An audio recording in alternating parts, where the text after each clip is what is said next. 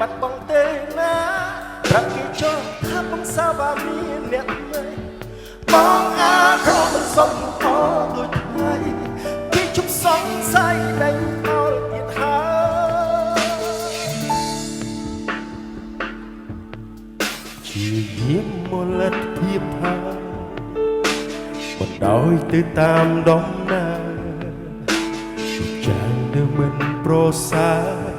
មានតែដើរភ្លឺរៀងខ្លួនចោលតើបងគួរធ្វើយ៉ាងម៉េចផុតពីកំហុសបងនៅពុនលែងចង់ស្មោះបងតែខកក្នុងកែវតែបង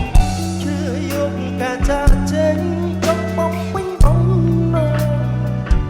លុបចោលទុកយ៉ាងធ្លាប់មានរួមគ្នា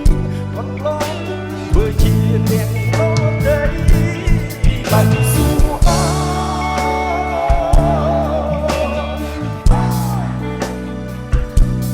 បងអាក្រក់សុំអ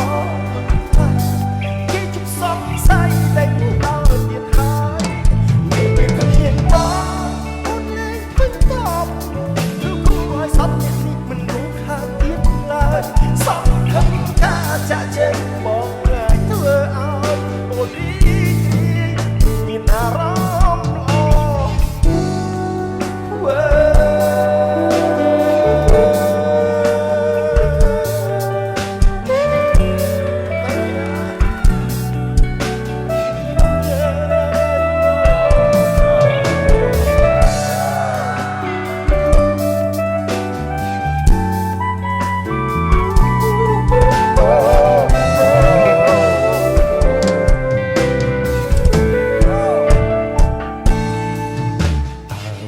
គួរធ្វើយ៉ាងម៉េច